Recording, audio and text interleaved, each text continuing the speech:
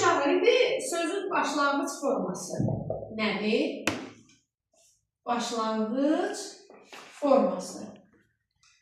Baxın, əvvəlcə kökə bir də qayıdış eləməliyəm. Sözün kökü şəkilçiyə qədər olan hissədir. Kök, kore, şəkilçiyə qədərdir. Yəni, şəkilçi görmür. Şəkilçiyə qədər.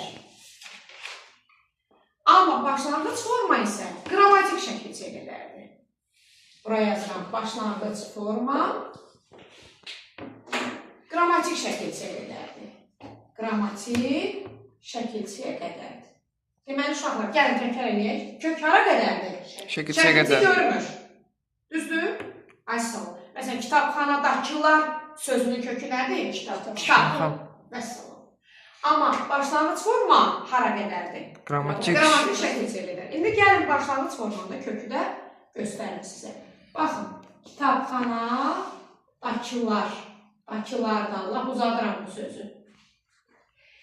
Leksik qrammatik şəkilçilər haqqında bir 70-80% məlumatınız artıq olmalıdır. Hardan? Çünki biz nitq hissələrini keçmişik. Düzdür? Ayırıram. Sözün kökü kitabdır.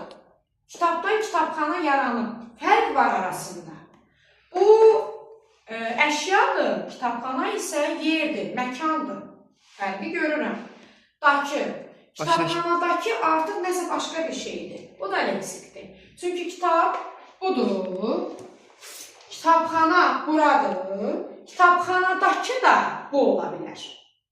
Düzdür? Deməli, bunlar ayrıldı. Amma kitabxanadakılar mənanı dəyişmədi. Ona görə qrammatik. Kitabxanadakılardan yenə mənanı dəyişmədi.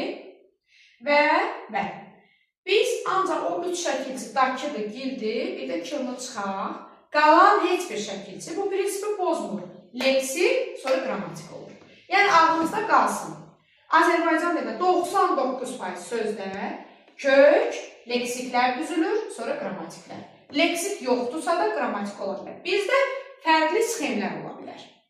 Fərqli sxemlər. Bunu çək yaddaşa qoyun.